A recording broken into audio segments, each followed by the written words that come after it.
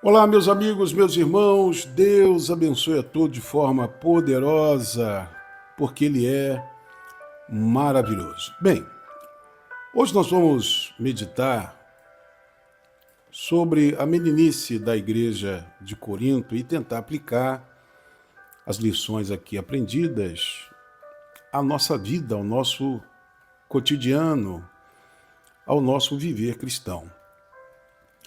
Perceba que a igreja de Corinto, ela era uma igreja poderosa, uma igreja rica em dons, cheia de manifestações espirituais, era uma igreja ativa, uma igreja intensa, uma igreja viva, mas, ao mesmo tempo, ela era uma igreja dividida, confusa, imatura, e pior de tudo, ela era carnal. Isso nos ensina algo muito sério. Ter dons espirituais não significa ter maturidade. Ter poder não significa ter uma mente transformada. Paulo olha para aquela igreja e, no meio de um capítulo sobre amor, ele nos faz uma declaração que expõe tudo aquilo que o apóstolo sabia sobre aquela igreja. Ele diz para aquela igreja: vocês ainda são meninos. Aquela meninice era a raiz dos problemas daquela igreja. Não era o comportamento. O problema era a mentalidade, a maneira de pensar, a inclinação para a mente, uma atitude contínua interior que afetava não só aquilo que eles faziam, mas principalmente a maneira que eles pensavam. Veja, por exemplo, no capítulo 1, quando eles disputavam entre eles, dizendo: eu sou de Paulo, eu de Apolo. Perceba que a mentalidade infantil, ela é competitiva.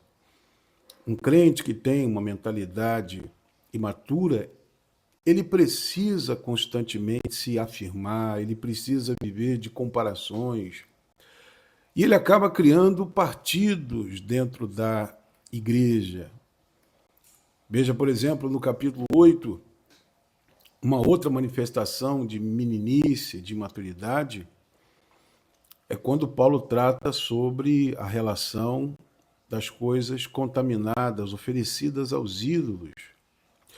O contexto é que naquela época, muitos animais, muita carne de animais eram apresentadas ao templo antes mesmo de ir ao açougue, de maneiras que muitos crentes com a mente já formada, crentes maduros na fé, quando compravam a tal carne sacrificada, eles não se importavam porque eles sabiam que o único que tem de fato poder para consagrar ou amaldiçoar alguma coisa é o próprio Deus.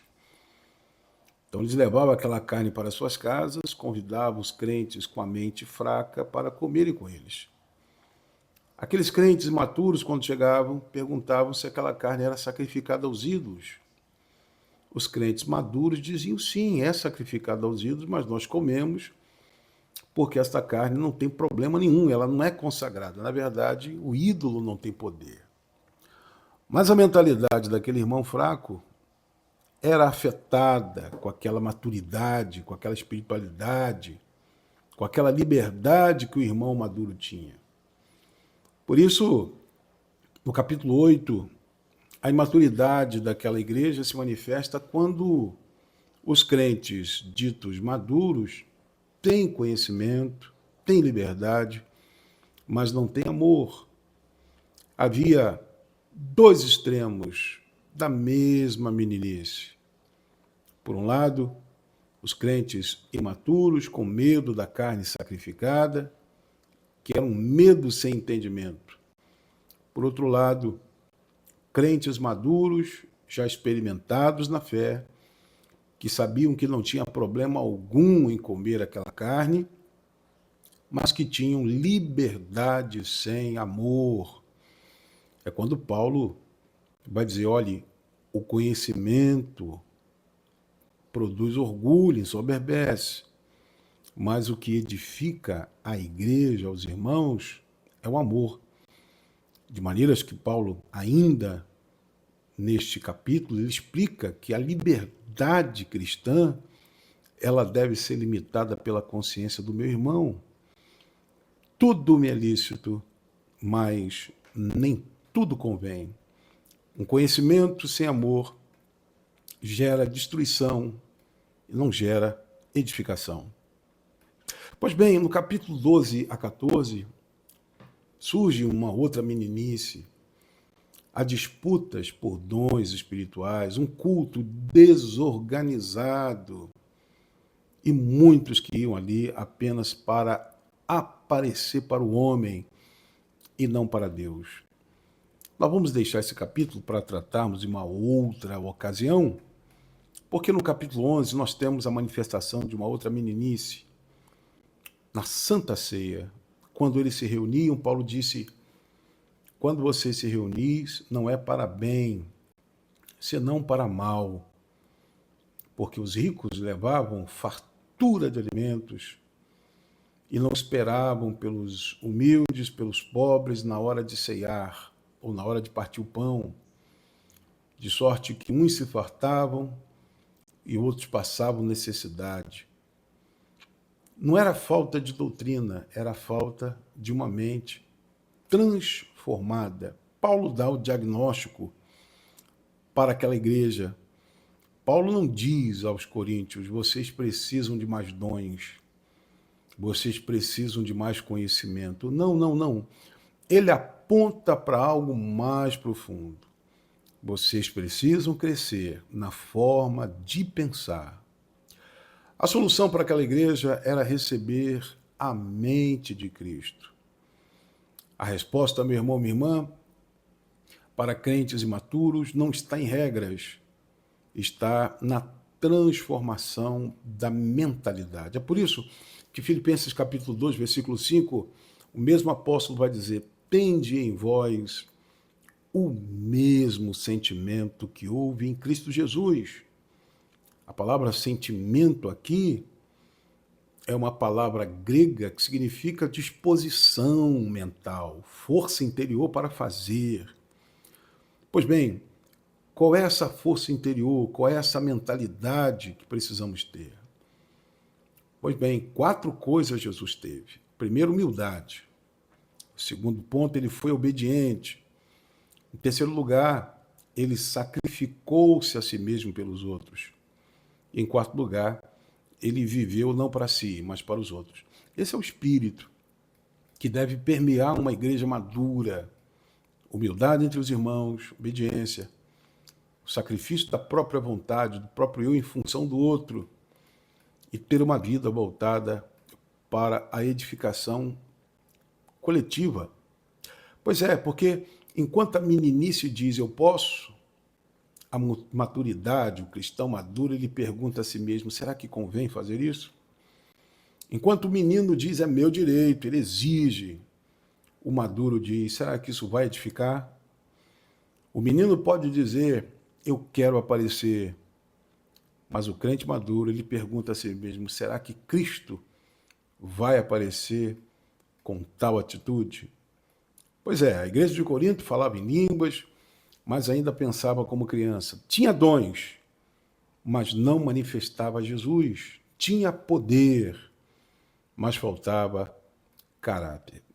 Perceba, Deus hoje está procurando não apenas pessoas que cantam bem, pessoas que pregam bem, pessoas que têm dons espirituais.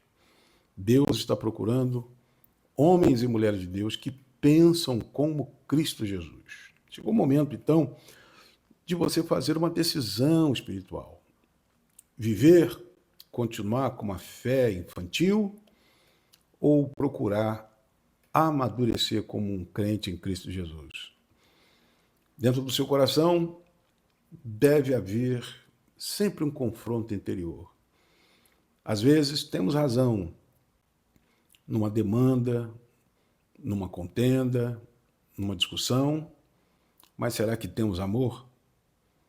Temos liberdade, mas será que temos sensibilidade para com a consciência do irmão? Temos dons, mas será que temos caráter? Porque o caráter, ele é muito mais importante do que qualquer dom.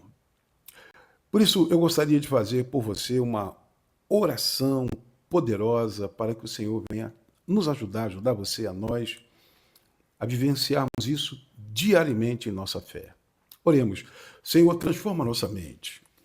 Arranca de nós toda meninice espiritual. Tira, Senhor, o orgulho, a vaidade, a competição. Senhor, coloque em nós a mente de Cristo, que não vivamos mais para nós mesmos, mas para edificar, servir e amar. Em nome de Jesus, diga amém, diga glória a Deus. Perceba que o maior milagre não é falar em línguas. O maior milagre é viver Jesus no dia a dia. Pois bem, eu volto. Deixo você com uma canção bonita e eu volto numa outra oportunidade. Deus abençoe a todos e até lá, em nome de Jesus.